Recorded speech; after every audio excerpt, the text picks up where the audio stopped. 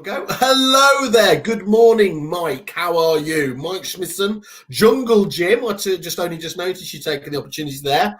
Obviously famously of Property Jungle. Welcome to the show. How are you? I'm very well indeed. Thanks very much, Sam. Good to see you. You're certainly looking good. I'm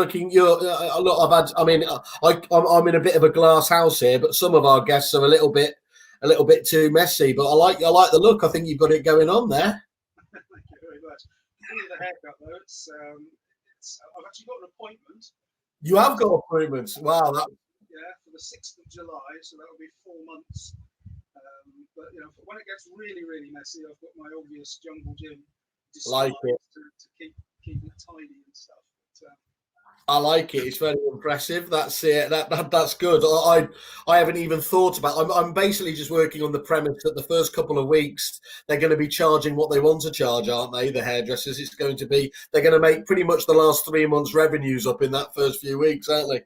But anyway, yeah. Yeah, I mean, there's pent up demand, but it's not like you can have many haircuts to catch up the demand. Although I certainly look like I could need it. Okay, Mike, let's kick off. Look, I mean, I think everyone knows you're synonymous, obviously, with websites and estate agencies for so many years now. Do you want to just give us a bit of background about yourself and the business, obviously, just so people that don't know what you're all about? Yeah, no, I'd be delighted to. Yeah, I mean, much to my surprise, it turns out that I've been in the industry for 39 years. Yeah. In fact, somebody called me a stalwart recently, and I wasn't sure whether to be offended or complimented by that. But through my life, I've been an estate agent. Yeah. I fought the battle at the front desk and done that, which obviously means I speak estate agent, and it makes it pretty easy for me to have conversations with agents. I also spent several years working in relocation, in part exchange, show home, lease back stuff. I worked with Cartus in all, with all the names that they had for 14 years. Obviously, Cartus, the home of the relocation agents network, or wholesale network, as it was known. Yeah. When I was there. The good old days. Yeah. I went solo with my own IT company in 1997. And we designed and built the wholesale network portal and the software to get the data backwards and forwards from desktop to portal. So probably the first portal in the UK, long before Rightmove was a twinkle in somebody's eye. Off the back of that, about 40 agents started to get in touch with me and asked, could we build them a website as well? And we sort of fell into building websites for agents. Yeah.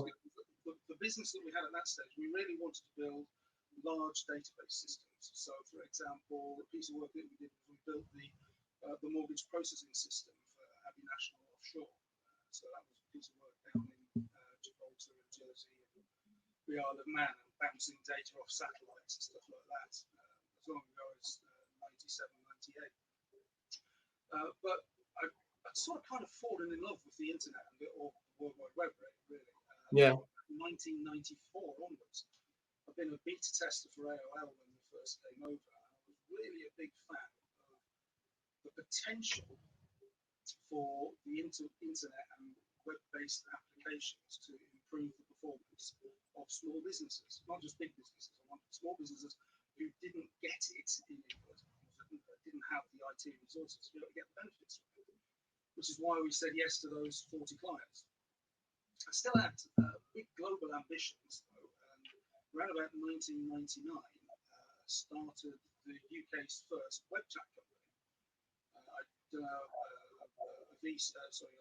joint venture with an American corporation. Yeah. We did a company called NetBet over here. And in fact, some of the staff that we've got today are some of the staff that we had way back when. It was the very first people chatting to customers online back in 1999 and the year 2000. Unfortunately, our timing was a bit off, which you can imagine. So that was around about the dot-com bubble time. Yeah. So it was great technology, and I'm still a very firm believer in web chat. What you can do. You can't beat first-person customer service live when it's needed in the interface that the customer is most comfortable with. Absolutely a huge fan of it. The but I was getting loads of great appointments. I remember presenting to the board of the NatWest, and you don't get that appointment very easily, I can tell you. And at the end of it, the chairman goes to me, "That was fantastic, Mike. Let me know how you get on." It was just too early, like 17 years too early. And then a couple of years later, we had planes flying into Twin Towers, we had VC confidence disappeared, etc. So we got in a bit of a pickle, really. We hadn't sold enough, we hadn't made enough, and I had to figure out what to do to eat, basically. Yeah. And a really weird way, something odd had happened in the background. Also in 1999, two sandwich brothers, they had a sandwich shop in Wokingham. They were selling the shop. They came to me and said, "Could you build us what we now know of as a for sale by owner website, FSBO?" So we said, "Yeah, sure." So we built it, and it was great, really good, except that they didn't make any money. That minor problem. Yeah, they got about 100 listings over a year, which they had to give away. But there just wasn't enough traffic. There wasn't enough people willing to purchase. They sold absolutely nothing, didn't make any money. So after a year, they came to me and said, "Mike, we're going to stop now. We're going to have to go and get a proper job. Do you want the company?" And I said, "Well, I don't really want the company. I do like the brand. It's called the Property Jungle." Yeah. So I paid them £1 for it. And we met in a hotel lobby where they gave me a plastic carry bag full of all the company papers and accounts and bank details and whatnot. I gave them £1, literally. Gave them £1. And I then took the site down, kept the name dormant.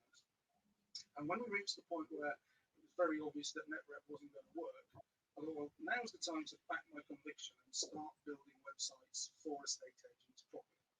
So we rebranded as the Property Jungle, and then I placed an advert in the Negotiator magazine. Okay. The phone rang, we sold 3 websites. And it's as simple as that. Mike, sorry, we've got a few people just saying they can't hear you there. Have you got? Are you able to turn your mic up at all, or have you got any headphones? Just try this. Is it coming through here? Does that make it sound better? That's better. Yeah, I can certainly see that. Okay, let's put that on and see if that. Oh, now he's going all Jerry Maguire on me. Right, there we go.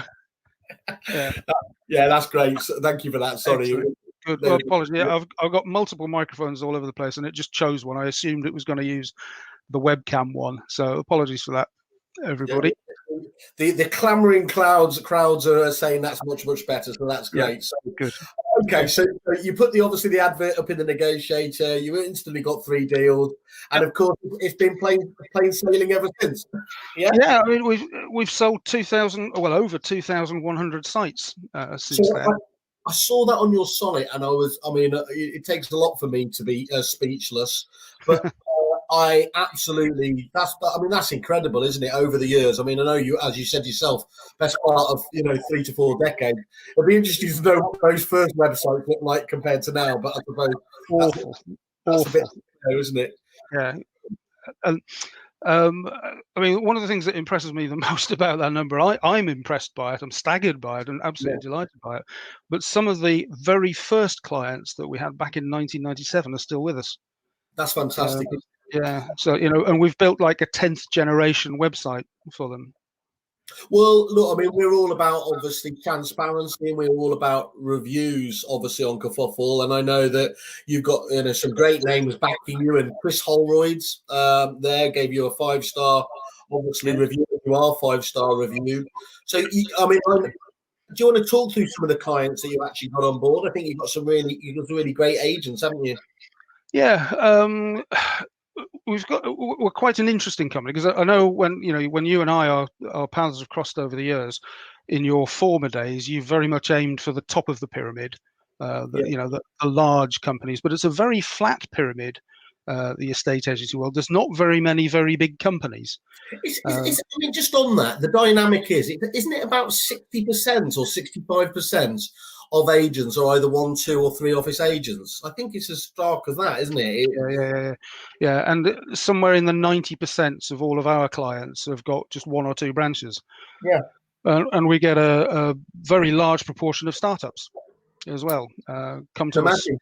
That's such an, I mean, it's obvious, isn't it? When you start up, your essentials are essentially, you got choose your portals, choose your website, choose your CRM, and that really obviously gets you off and out there, doesn't it? There, so Yeah. it strike me as being one of those just kind of must have stepping stones, really, isn't it? When you're building the business, what do we need to do? We need to get a website, and that's where obviously you've created a real niche for yourself, haven't you? But obviously a sizable niche.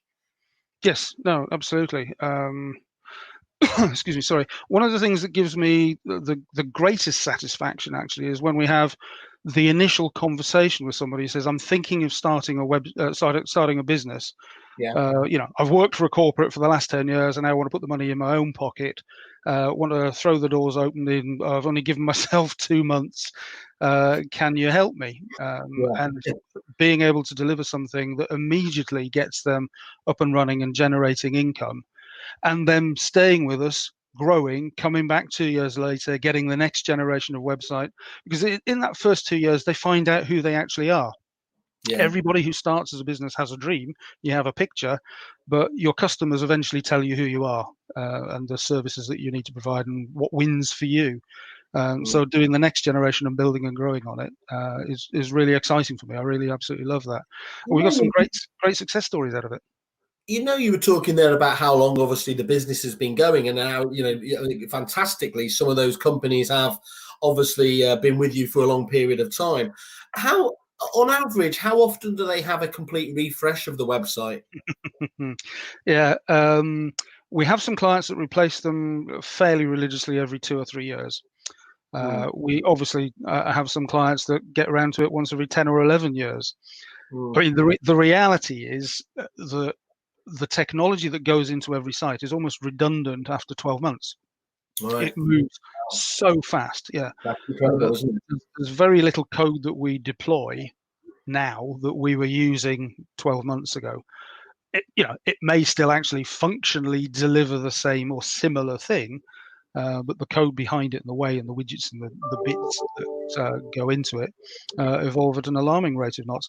Designs and design styles evolve at a slightly slower pace. I think that's, you kind of get 2 or 3 years out of a design style, but that's again obviously influenced by the features that you can add as well. Yeah. That changes the interface and the customer journey. So I'm guessing what do you recommend? Do you recommend to agents that they should have that, if you like, that complete overhaul every 2 or 3 years, or is there a new model in terms of just steady evolution, or because of that nature of the way that things do change so quickly, does it need to have that complete overhaul every 2 or 3 years? It's worth having a look, not guaranteed to need throwing away and starting again. The driver behind it really is data. One of the, I suppose, little known facts, and we should do more about this, is that we actually look at data behind all of this. You've all heard, everybody's heard of Google Analytics and stuff like that. And obviously, all of our competitors put Google Analytics into the websites where they can. We do as well, but we've actually got our own bespoke performance dashboard that goes with every website.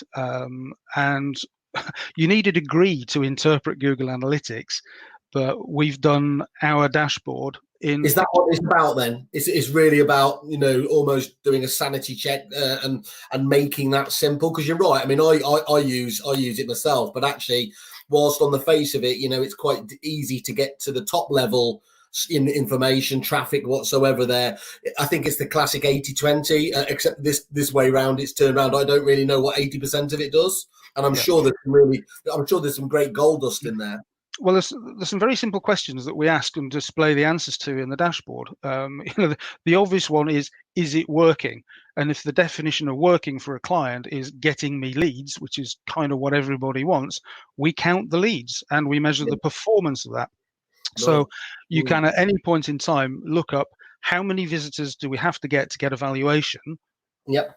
And we measure that and make changes to see if we've improved it. So and we've got some great results out of doing it over the years. One of our clients is a company called Putterals. Yeah, great business. Yeah. Yeah, great business, absolutely superb. Yeah, and some experimentation that we did on their site was one of the things that we often find in the design stage is that a client wants everything to homogenize, blend in with their brand and their color schemes. But some parts of the site we think should stand out and not fit in with the color scheme. So we changed the valuation button. Okay. And we made it really stand out, not match with any of the color scheme or anything like that, and give it two options. You can have an instant valuation, Val-Pal, Yeah. or an expert valuation. Someone's going to come round to your house. With the expert one, they need to fill in a form. So we did some gamification, by gamifying the form. So rather than having to scroll down, it's a detached, it's a semi, it's a terraced or whatever, you're just clicking on a picture of a detached or a semi. Make it really easy. That's really right thumb friendly. On a phone, it's a lot easier to just go house rather than trying to find it in a list. Dare I say it's a bit Tinderish, isn't it? Which of course works particularly well. Yeah, but it works. We've got to make these things mobile friendly, right thumb friendly, as I described it. So in combination with doing all of those things, making the button stand out and finding the right color for the button, gamifying the form and simplifying it, and measuring the results, we were able to increase the valuation inquiries that Puttrell's got by 44% in 1 year. Wow. I mean, that's that's like catnip to me, because that's actually one of the things I meant, and I was guilty of it myself. Was we always talk about ROI, but suppliers in general can be quite poor about actually demonstrating that specifically. Mm-hmm. So. Sorry, you just disappeared off there. That's absolutely fantastic, and you're quite right. Leads has got to be one of the main KPIs, obviously, that defines success, doesn't it? At the end of the day, so without Absolutely. that, you're only doing yourself half the job, aren't you? Absolutely. So look, I mean, this is a key thing about what we're here today. The title of today is "Make Money and Save Money with Your Website and the 3 Key Pitfalls to Avoid." So look, we're already touching on some of these key angles here, Mike. But what is it, if you were just talk about it at its core? What is that makes you and the property jungle different to obviously what is there's a huge amount of website providers. Okay, I think it comes down to a niche when you're talking about a estate agency website, but in the wider world, they're 10 a penny. So what is it that makes it first of all different to, if you like, the generic website provider, and then we'll come on and spend a bit of time about what makes it different to the other estate agency ones? Sure. Well, the core difference, or the key difference between us and the generic, the guys who build websites for the butcher, the baker, the candlestick maker, is our expertise in property. Doing property data is not easy, and we regularly get phone calls from a local guy who's been knocking a website up in WordPress or whatever it might be for an agent, and then he gets stuck because he can't make the data come in from Repit or Dupix or Desres or any of the other things, and that's like falling off a log for us. So that specialism helps, because it means that the answer is yes straight away. We don't have to go away and write a parser and figure out. We've made all the mistakes on all of that decades ago. Exactly. And the other really important thing is, being in the industry, we understand what the legislative requirements are of an agency website. And that's absolutely critical, isn't it? I mean, that really... Absolutely. I mean, the fines are penal. If you're not advertising your landlord's fees correctly, it's $5,000. Bang. Thank you very much. Yeah. And most agents that we deal with don't even pay $5,000 for a website. Yeah. So to miss that off is just criminal. So staying close as we are to the industry, keeping our ear to the ground, understanding legal changes and environmental changes that affect that, allows us to communicate proactively with our clients and warn them, this is going to happen. Here's how we can solve the problem. Let's schedule you in and get you booked in. That makes a massive difference. And then where do we stand relative to our competitors? The answer to that, I think, lies in our focus. Our objective is to deliver the best results that we can for our clients for the least money. There are plenty of businesses, IT companies, and this is I suppose this is my hobby horse, I suppose, really. There are lots of IT companies that create smoke and mirrors, technobabble. the reality is, and I love this industry and I love estate agency, and that's why I've stuck at it for 39 years. Or as my dad says, I've never had a proper job. One of the two is true. Still giving you that grief, is it? Yeah. Yeah. But despite all the whiskers and proving I can eat myself, yeah. There's a sort of a mysticism, a magic that gets spun up by using technobabble that doesn't really warrant it. I'm afraid. A lot of what we do is it's a bit technically hard, but we've got very clever people who can do it, and we absolutely obsess about process improvement. We're constantly challenging ourselves to find a better, cheaper, faster way of doing what we do, so that we can deliver what we do for not much money. So we're at a stage now where we're delivering, for example, the templates for £500.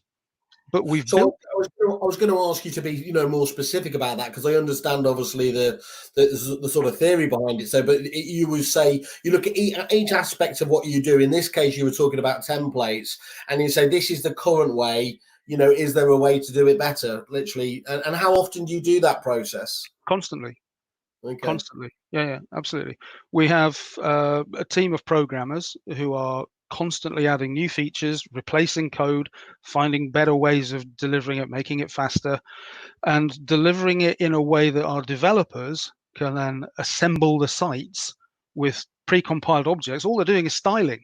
They're the stuff that makes it work. We put the really hard engineering in to make sure that it just works. And the designers and developers can then assemble a site really quickly.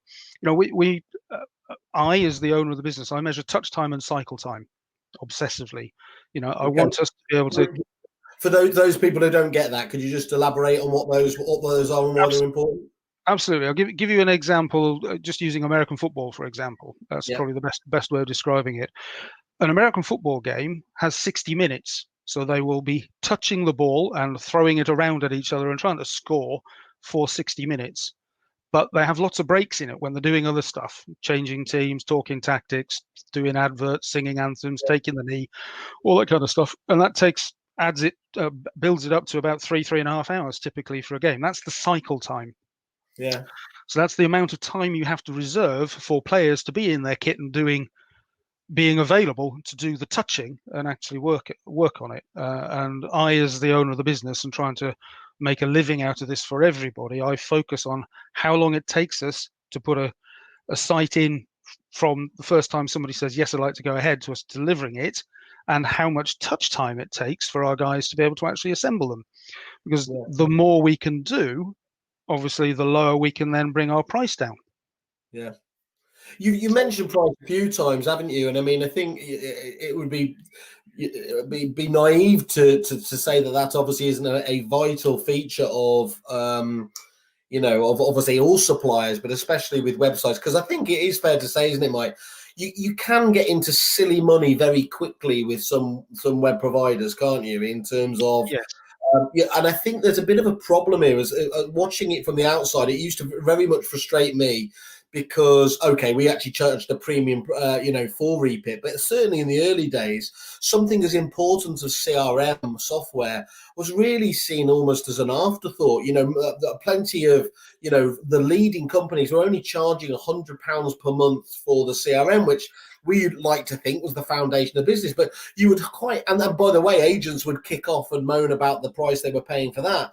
But they would quite happily shout about from the hilltops about that they'd paid a six-figure fee for a website, a 5 or 6 figure fee or something like that. It seemed to be almost like a sporting car analogy. Look how much I've spent on that. But do you think there's any reason to get into those figures? Is there a time and a place to have a really, really, marquee site?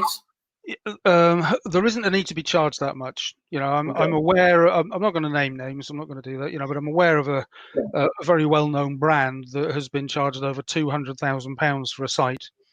Wow. Which is, nobody needs to pay that for an estate agency website. And I understand absolutely that there's a lot of thinking gone into that, but it takes an awful long time for you to get a return on investment out of that. We've got a very, very simple philosophy here. We will only charge for the time it takes to do the job. We know that there are suppliers out there, however, will run the slide rule over the client or the prospect and work out what they think they can afford Okay. and charge Yeah. accordingly. You know, So and I haven't got a problem with that. there's a number of you. So you talk about you work on a value price proposition. Some people do competitor pricing. Literally, they look at what the competition's pricing. And what you're saying there is it's to take the piss pricing model, isn't it? Really, it's just, There is, yeah. how much I can mean, this person take? How much can this person take? And we will make it fit accordingly, won't they? yes, exactly. You know, there's some interesting simple maths that you can do on all of this. We charge £500 for a template at the moment, Yeah. and we've got the benefit of 2,100 sites worth of data, knowledge, and understanding of what we need to deploy in a template so that it will give a client that's got one the opportunity of getting some business and making some money.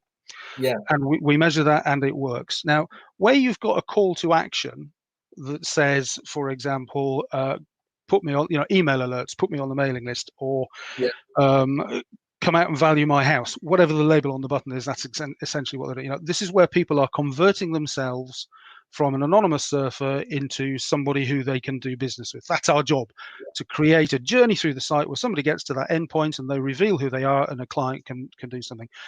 The great unwashed, the public out there, despite what we see on the telly at weekends with statues and stuff, they're not entirely stupid. You know, they will look at a button that says "go on mailing list" and know what it means. They will look at a button that says, "excuse me, value my house," and know what it means.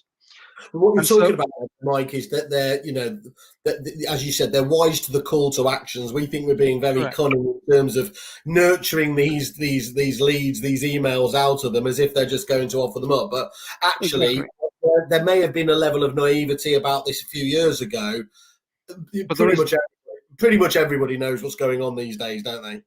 people know how an estate agent website works. Exactly. Yeah. Yeah. You don't have to train people how to buy something off Amazon. It's a very similar sort of thing. So, you know, what we could do, and others do, is spin the whole thing up and say, well, we're going to have a working group that will analyze everything that we've done to absolutely 100% maximize the leads that you get out of this. It's all about lead generation, lead qualification, all those sorts of things.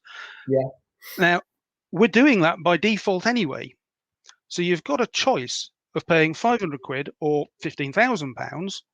Now, we're only charging 3%, and we're probably getting 95% of the lead opportunities by default because we've put in place a good button that's easy to understand that everybody knows how to use. Yeah. What that means is that you could, if you want to, pay an extra 97% to get the remaining 5% of leads that we may or may not have got in it. I think that makes those the most expensive leads that you're going to get. Yeah.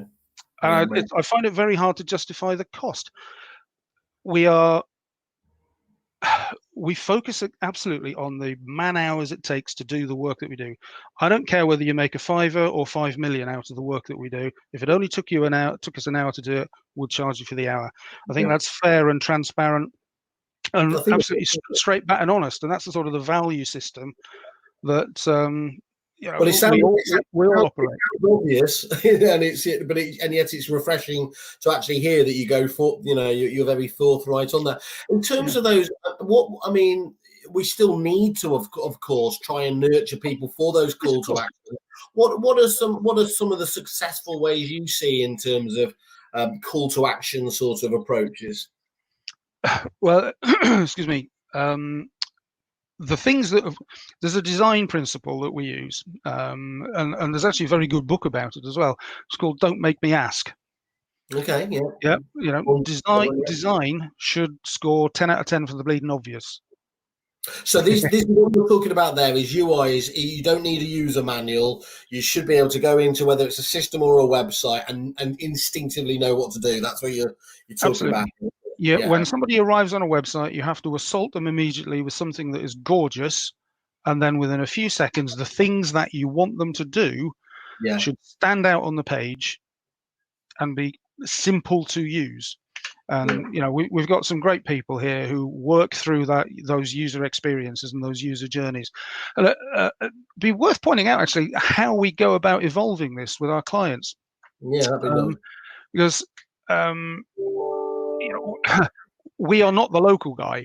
We're actually everywhere. When I first started this company, I made a strategic decision to be everywhere. We don't have an office.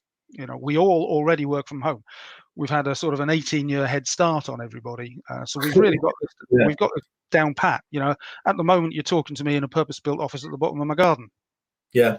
And we've got people scattered all over the country. There's 20 of us from as far afield as Northern Ireland. We've got somebody in Spain, all along the Thames Valley, Cornwall, Wales, everywhere. Okay. And sorry, just on that, Mike, you were saying actually during this lockdown approach, you're actually selling double the amount of sites. So it's only because of that approach and that scalability and your particular, unique way of setting up that you're able to deliver on that, isn't it?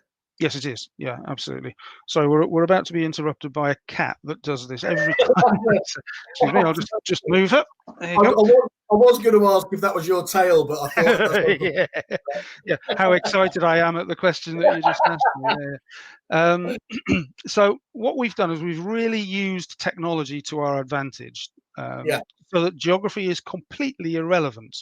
Okay, so obviously we can use Zoom and Skype and WhatsApp or Teams or anything to talk to any client that we want to, but we also need to get things to clients to help us go through the evolution of a website and the iterative processes.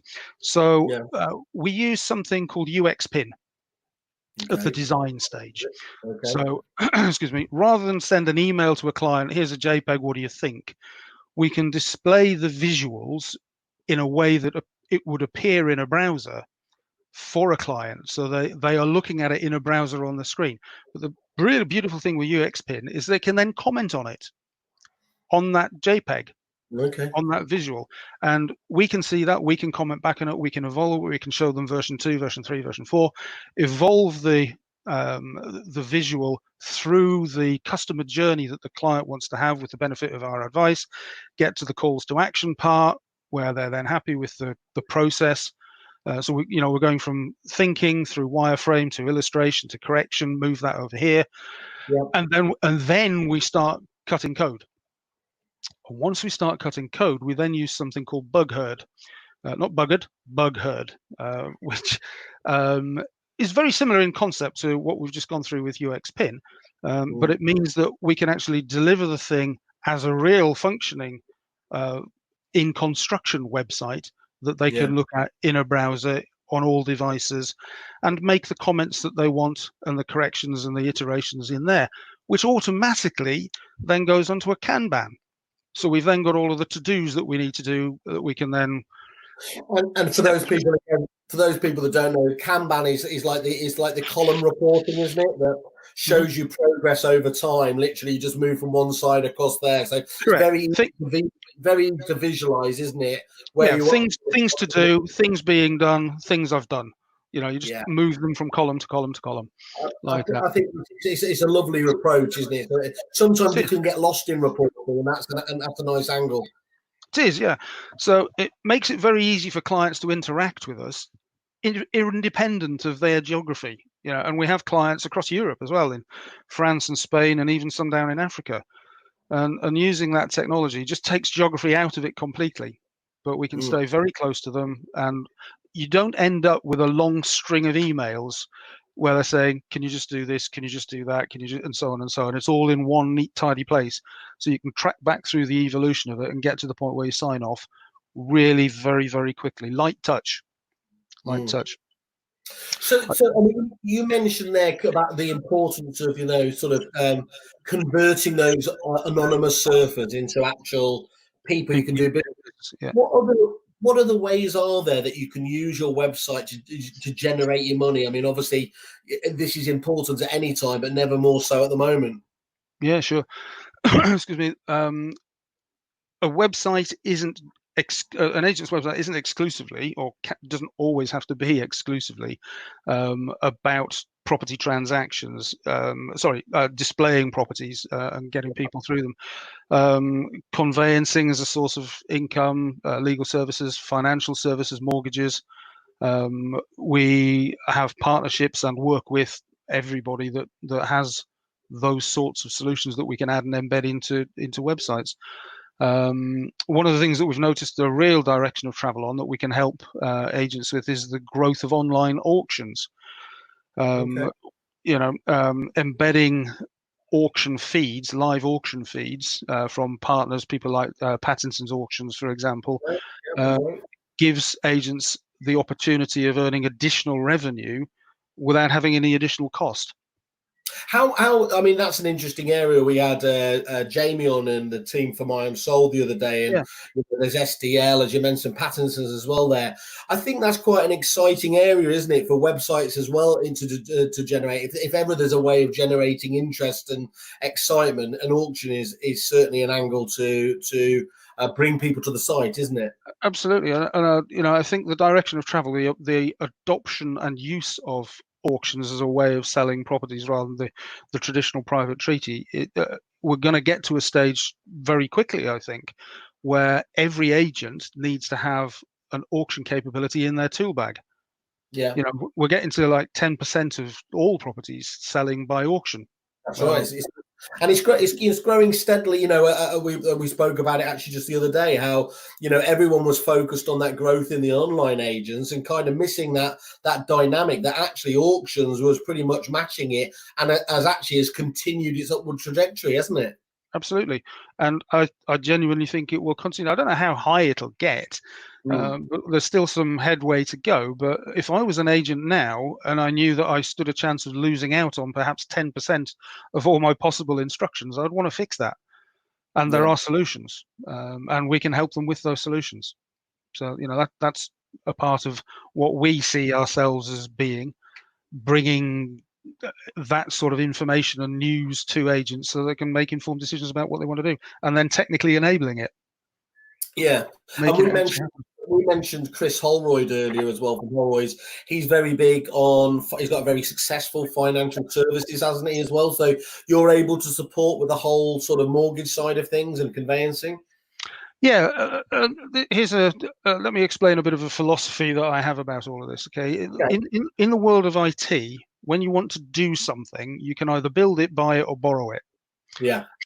We, the Property Jungle, need to focus on what our excellence is, what we're good at. We're really good at design, really good at building websites, excuse me, really good at the data part, backwards and forwards, seeing the CRMs.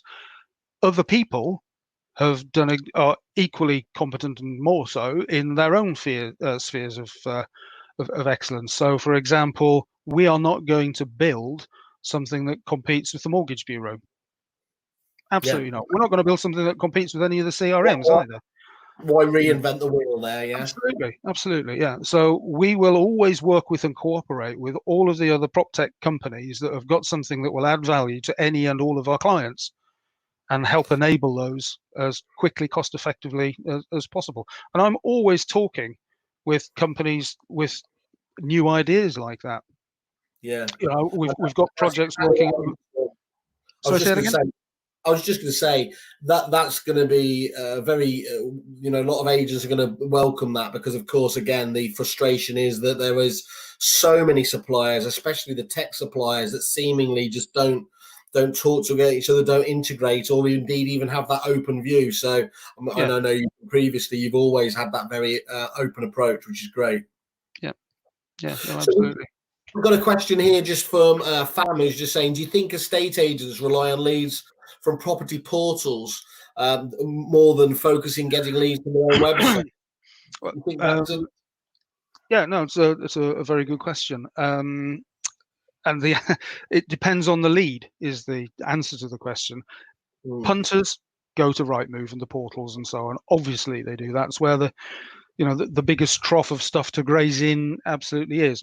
But a significant proportion of buyers are also sellers. And the thing about an agent's website is it's where people go to kick the tires.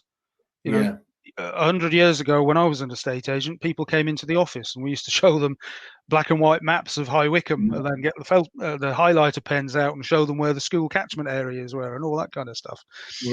Nowadays, prospective vendors and landlords go to an agent's website, to kick the tires there. And they're just looking to ask some simple questions, answer some simple questions. Is this a journey that I would enjoy if I was a buyer myself? In other words, would it be easy to find my house? Have they sold anything like my house? Are they in my area? Excuse me, sorry. And what we try and do is embellish that process as much as we can. So, I mean, this is the sort of, I suppose you would describe it as the disingenuous part of an estate agency website. We try and make it really good for a buyer's experience, in the knowledge that we will never sell a house off that website, but we're going to impress the pants off every future vendor and landlord. Yeah. That's what we're trying to do. So you'll get traffic to the site from the portals and all the other social media things that you do to try and get traffic to it. But we're always on the lookout for the next vendor and landlord by giving them a great experience as if they were a buyer or a tenant, and having appropriate calls to action along the journey. If you've got a house to sell, here's your instant valuation or your expert valuation. I'm just going to actually just add David in, if that's all right. Yeah, of course, yeah. Hello, David. He's just got a question, actually. He just put a question up, but I'll let you actually. We've got him here in action. So he was just going to say, is there any other equivalent of a Facebook pixel for other platforms that can fit on your homepage, or has this not reached other platforms? David, is that something you've been looking at then yourself? Yeah, well, I think we probably came across the Facebook pixel. I think we were working with Paul Long a couple of years ago, and it's amazing how many agents still don't know about it, but tremendous amount of businesses. I mean, the property industry tends to be quite clued up when it comes to websites. But if you were to look at other industries, it's amazing when I talk to other retailers locally, none of them seem to know about the Facebook pixel. None of them seem to know that you can retarget traffic, which is, let's face it, it's warm and it's friendly because they've already come to your website initially to check you out. So nobody has stumbled across it by mistake. Everybody's come there on purpose. But so obviously Facebook enable you to, I suppose, weaponize that and to retarget those visitors. But are there other, I mean, are we missing a trick? Are there other platforms out there that do something similar? Big shout out to James there, by the way. That's very kind of you. Thank you very much. Giving you a very good shout out there. Thanks for that, James. That's another bottle of wine I owe him. David, the only other thing I'm aware of is Google. Google have a very useful remarketing thing that you can do. It works in principle exactly the same. You've been to the agent site. Next time you go to Google, you will see the agent's advert. I'm not aware. Others in my team may be aware, but I don't think there's anything specific, for example, for Twitter or any of the others, or LinkedIn or anything else like that. Not that I'm aware of, no. But I mean, those are the funny enough, we're talking to the property jungle. Those are the big gorillas anyway, aren't they? I mean, they're genuinely they're so dominated that it's unsurprising that there's there probably are niche tools and indeed platforms, but for the moment, it's really you're going to get best bang for your buck focusing on those, aren't you? Yes. Yeah, absolutely. So, it's a good job we got David join us here because he loves to save money, my friend, Mr. Mintz. So, I mean, we were going to ask you next. Obviously, we spoke about a number of different ways that Property Jungle via the websites can obviously help you make money. On the flip side, there, Mike, how can you help agents save money? Excuse me, sorry, I do apologise. We focus on process improvement. That's my background really: process analysis, process improvement, etc. Doing more things with less money. And one of the big ones at the moment, and that answers a question that Emmeline was asking: what are the best plugins for agency websites at the moment? I think one of the most important process improvements at the moment is virtual viewings with 360-degree tours and dolls houses and the interactive nature of those. We are the UK representatives of ImmoViewer, who provide a competitive product to Matterport, considerably cheaper. James has just got a question. That's another bottle of wine right there. Yeah, I know. Well, James is actually case. Yeah, James is actually a user of ImmoViewer, which he bought through us, and I think the thing that's really, I mean, obviously, notwithstanding the COVID and infection and all those sorts of implications, we've got clients that have been using it very successfully prior to the pandemic as a way of, as I said before, doing more with less. Yeah. These tours are a fantastic way of showing a lot of people a lot of property without anybody getting in the car, without vendors having to put the Lego in the oven, and keeping people using their time smarter. So, and not least that, Mike, 24/7, 365 a year, isn't it? It's always there, always available, and you can't discount that out of normal office hours audience, can you? It's staggering how many people get to your site and really spend a lot of time on it at those outside of hours. So, Mike, when you look at sort of any kind of video file, but particularly these virtual tours, the data can be quite hefty, can't it? So does that sit on a separate server with ImoViewer in the same way that Matterport needs its own platform? Yes, it does. Yeah, I mean, the tours only work because there is software involved. So they're selling it as a software as a service solution. So you as the agent or through a third party like Vuber, for example, who use this technology, can go out, take the photographs. It's the ImoViewer software that then creates the tour. In other words, connecting the photographs, connecting the floor plan, connecting the doll's house all together. And they store the data. So it shows you there we go. That's incredible, isn't it? That is an incredible statistic there. Yeah, and James, who popped up earlier on, has got a couple of my absolute favourite stories of using this technology. He had a squaddie in Afghanistan, wanted to live in a particular street, couldn't get back. James told him he'd got one, sent him the virtual tour. The guy went, the squaddie in his barracks went round the property, confirmed, that's the one he wants, and bought it. We've got another one which is even more, I think, astonishing and a real validation of all of this. Good old Michelle. Hello, Michelle. Michelle is a big fan of yours. Oh, bless her. And we're a big fan of her as well. I love her very much. It's a mutual loving. There you are. What James experienced with this particular couple was that on the day the viewing was supposed to happen, the wife was very ill and bedridden. So the chap went to the house, and the husband went to the house, and on his mobile phone, talking to his wife, walking around it while she was virtually walking around it at exactly the same time. So they still viewed the house together, were able to ask and get answers to all the questions that they wanted to, and then actually ended up buying the house. I think James said it was about $5.5 grand over the asking price he got from that. Holden Copley, one of our great success stories, who were a startup when we met them, when we first started building with them, built several generations of site for them. They're now a multi-branch business listing hundreds of houses a month.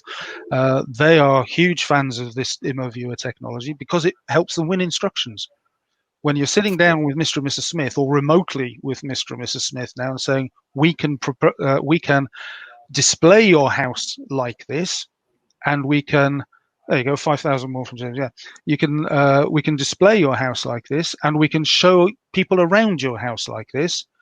Vendors love the fact that you're using modern technology to keep them safe, to minimize their inconvenience and disruption, but maximize the opportunity of getting buyers to complete on it. It's a technology that's absolutely come of age. I was going to say, so James actually had another question there that ties into this as well, I think. Do you think the enthusiasm for the hybrid model is the way forwards? I'm guessing, tools like Matterport, ImoViewer would suggest that is the way. What's your opinion on that, though? I mean, to me, it just feels like everyone's going hybrid. The online agents, which let's just say they have failed in their first iteration, are going to have to layer in more service, so they're hybridizing, if that is a word, one way. And of course, we've seen iteratively over time traditional estate agents started to really embrace it very positively a lot of technology and online tools that obviously were previously just the domain of the onlines. So do you think that's a trend that's going to continue? Yeah, there's a phrase that I use an awful lot, which is that people will buy from people that they know, like, and trust. So I don't think you can completely get rid of the high street, get rid of the agent, do it from your back bedroom or anything like that. You still have to kiss the client and deliver good service. And or socially distancing. well, yes, absolutely, yeah. A remote snog, yeah. But customer service and the ability to deliver it and guide and help and support people through what is an arcane system that we've got is just so vital. I go back to the very beginning when I was describing that, we bought the brand The Property Jungle from a client who was trying to do a for sale by owner site. Yeah. Since then, we've built about a dozen for sale by owner sites. Let the punter do all of the work. Not one of them is in business today. No. We actually turn them away now because I feel embarrassed taking their money, knowing that it's just not going to work. Yeah, but the other point is, Mike, a dozen over 40 years is not a very big demographic either, is it? Realistically, no, it's not. No, I mean, there's a handful of them have sort of carved themselves a living, but it's still a very small percentage of all transactions are private sales. And it strikes me really that the online agents and the for sale by owner, they're the same market realistically, aren't they? They tread on each other. It's that kind of vendor that thinks that all agents don't do anything, that will go down those routes anyway. Well, Purple Bricks initially started by trying to not have any customer service. I've been to their head office. They have an awful lot of people there doing after-sales service and negotiating and contract chasing and all the things that everybody accuses them of not doing. They do actually do it. They may not do it very well, but they do it. But their financial footprint has had to grow significantly in order to provide more customer service. It's not going away. It will always be there. So I think you'll probably find that the hybrid model will just compensate in terms of fees. So fees will get better because service has to get better, and the service element is what costs. Yes. And so really the customer wins again because they get the efficiencies of a hybrid model, but they're also going to be getting traditional, I suppose, enthusiasm, hands-on estate agency. Absolutely. You need somebody who knows what's happening to explain what's happening. And that's what a good estate agent does. That's the value that they add, and to help you move. People often lose sight of what an estate agency is about. It's not about selling houses. It's about moving people. Yeah. We've got a good estate agent with us now. See, I like to blow a little bit of smoke with David there. David, have you got your notepad ready? Because Mike is now going to tell us the 3 key pitfalls to avoid when choosing. I assume it's when choosing a website. It's not just life. You're giving us life lessons here, right? Well, making it up as I go along. We've been doing that for a while. Actually, Mike, maybe this is sort of a sub question to Simon's question. When you hit somebody's webpage, whether that be on a mobile version or it's on desktop, you only get to see a certain section of it, don't you? The first bit that hits you is the top part of it. What should people be seeing there? Is it a property search section? Is it about you? Is it reviews? What, in your opinion, is the first thing that should welcome a visitor to your website? The next step. Short answer, the next step. So a site is designed to fulfill an objective. We talk about customer journeys and endpoints and things like that. So each site is slightly different. Each agent has slightly different motivations. The common ones are obviously to get people to see properties quickly, in the hope that you will then get some conversion of people who are anonymous surfers into people that you can do business with. So the search above the fold is a very good thing to do for those. It's the phrase you're looking for there is above the fold, the bit that you see first. Yeah. So yeah, enabling the next step. There's a phrase that we use. It's one more step. No, sorry, one more click. I do apologize. One more click. That's what we're always trying to do. We want the person to engage with the site, stay on it, click one more time, and stay on, and eventually get to the, well, not eventually, as quickly as possible, get to the calls to action where they reveal who they are. So that's a balancing act then between basically what we're talking about here is there's that phrase, the bounce rate. We're trying to stop the bounce rate, which is where people come to the site, don't see what they want, don't get it quickly enough, and then they disappear off, don't they? And They do. Yeah. everything you should be trying to do is reducing that. And as you said, it's a balancing act between, you can't just shove the call to actions too obviously, can you, a lot of the time, because people do need to feel a little bit sort of Well, they need to go on the journey that they want to go on. Yeah. But that's the balancing act, isn't it? And that's where they need people like you, is to say, this is the right place to do that, and this is the information we need to give them so that they feel comfortable offering up their private information. Absolutely. And David, the fuller answer to your question is actually the whole content on the page is very important in itself, because there are two audiences for a website. There's the human audience, and you've got to give them the gorgeous first impression and the obvious next step that they should take. But you've also got search engine spiders. So you have to have on the page something that confirms exactly who they are, what they do, where they do it, and have all your keywords organized and phrases in the way that you want to be found. And the spider doesn't know that this is really above or below the fold. Technically it does, but it's looking for all of the content and all of the links to see. So given that I'm presuming one of your sort of main goals as a designer of websites is to make the customer experience so welcoming that they don't initially want to just run away and forget that they were using this site. A lot of agents these days, they either have pop-ups or they have a little sort of chat pop-up that comes up in the corner of the website almost immediately as soon as you hit their homepage. They're asking you if they can help you, if you need anything particular.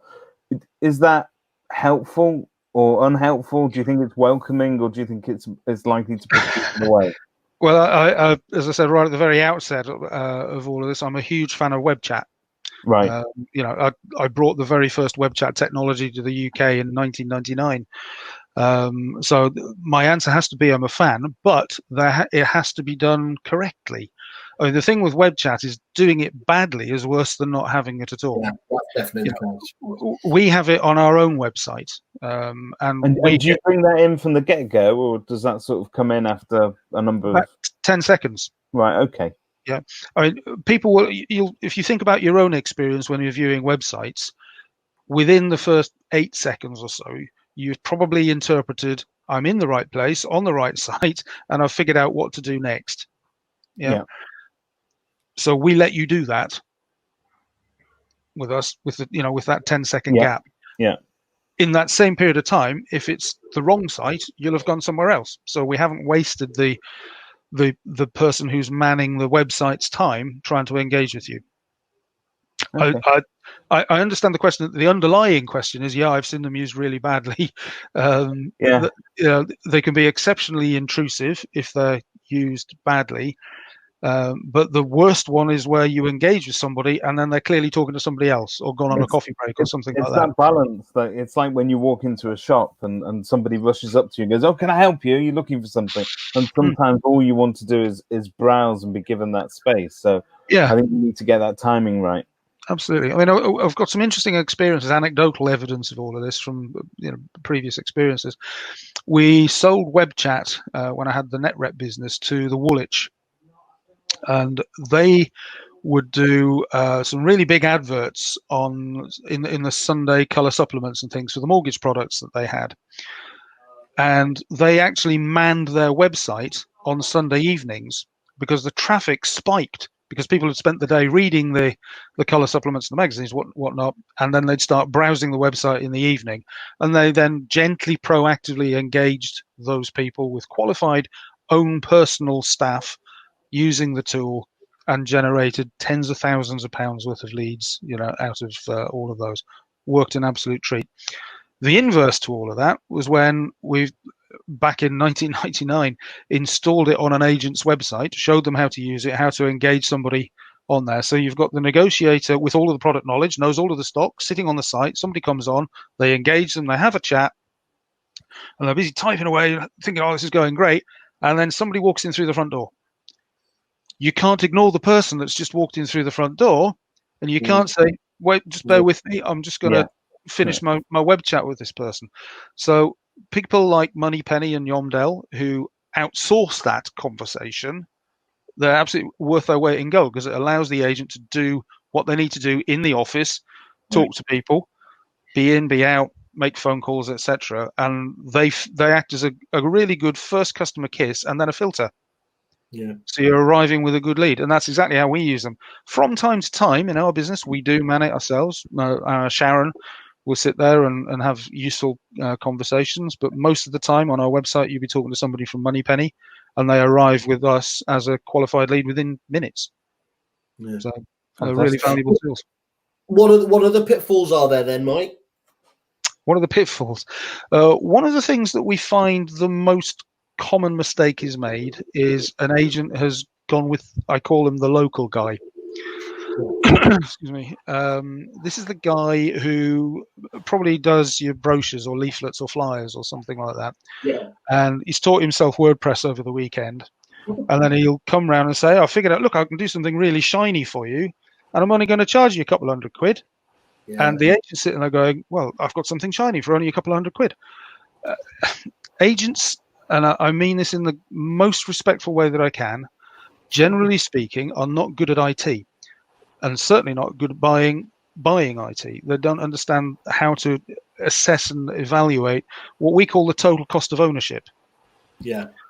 And the total cost of ownership with a very cheap site from the local guy is probably the most expensive site you're ever going to buy, because he'll get stuck. He may eventually figure out how to write a parser for example, the Repit API feed or something like that, and then the agent changes and goes to Desres, and then they've got to do it all over again, and he doesn't know how to do that, or he's left, or he's got a bigger project from somebody else, and he was only ever doing it just to make some short-term cash flow. He's not in the industry, so he's not going to develop new features and products and services that are going to help an agent. I can totally jump on board with that. Look, I know from my experience when obviously it was a CRM in the CRM space and talking to other CRM providers, the thing that would quite often scupper a project was when that local guy dynamic came into play, and they wouldn't have a Scooby-Doo about the feed structure. Often the cost would either be beholden on us, the CRM company, to undertake to make it happen, or inevitably that local guy would go back to the agent, and it would just be a continual upsell in terms of, oh, if I need to do this, it's XYZ amount of money. So I can see that one. So it's a false economy at that level. But the other pain that we've seen inflicted on agents through this is the local guy, being not in the industry, doesn't understand the legislation that an agent has to comply with on their website. It's nowhere near the same as a website for the butcher, the baker, the candlestick maker that the local guy has helped before. They've got a lot of things that they have to get right, and the fines are huge. And we have agents that have come back to us and said, right, I've just paid off my 3 lots of £5,000 fines to trading standards. Can you help me with a site that complies, please?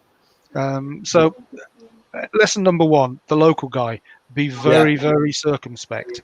A shiny picture doesn't tell you the total cost of ownership. And in the chart, number 2, templates that can't be customized. Okay. That's a really big problem for an awful lot of agents, or that they can be customized, but it takes a lot of time and a lot of money to do it. And I've had loads of people over the years say, oh, I've been told by my current web developer that it's going to cost £300 to change the phone number, and it'll be in 2 weeks before they can get around to doing it. Yeah. Something, and I would like to. So my advice to agents who are talking to a potential web supplier about buying a template is to examine in great detail what can and can't be changed, what it will cost to change it, and how quickly it can be changed. Because making changes to websites is absolutely vital. And this, I think, is a very important philosophical point to make, as well as I can tell you how we cover all of this. There are an awful lot of people who build websites that think that the end of the project is when it goes live. Yeah. Right, thank you very much. Here's your bill. I'm off. Yeah. It's not. That's day 1. That is day 1 of the website. and we have to keep making changes to it, partly to comply with legal changes, but partly to comply with feed changes, with competitive changes, the evolution of the business, opening new offices and so on. So what we build has to be built with maintenance in mind. Yeah. So we have a dedicated full-time maintenance team, a team of people who don't build websites. Their reason for being on the planet is to make changes to websites that clients want. And over the years, we've won a lot of clients because they've come to us and they said, my existing incumbent is getting in the way of me growing my business. Yeah. And so what we've done is we've evolved a maintenance team, as I say, and a set of maintenance processes, all with the intention of being able to allow the site to evolve rapidly at a client's pace. Every site comes with a content management system, so they can make changes themselves.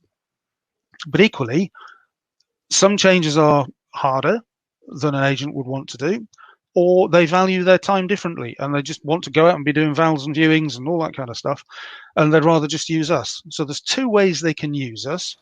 We can either go on what we call a pay-as-you-go basis. So send us the request, we'll give you a quote. If you like it, we'll do the work, send you a bill. Or we've got what we call the Can You Just maintenance plan, because an awful lot of requests for small changes come in, starting with an email saying, can you just do this? Can you just do that? So we've got the Can You Just maintenance plan.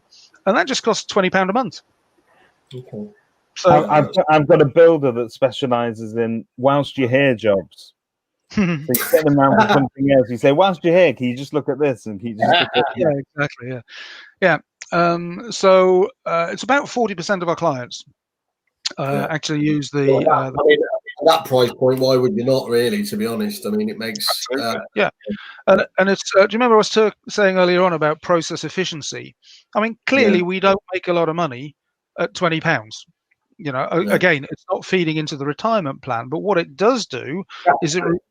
Can I just suggest, surely that's just about a satisfaction issue, though, isn't it? I mean, that's going to stop that. You know, the thing that I know clients and agents in particular don't like is where, you know, you keep coming back to them with a you know, a bill for a little bit of a iterative change. So actually being very honest and setting the expectation that you're going to have these issues. So this is how we will actually deal with that is going to be the best way of coping, isn't it?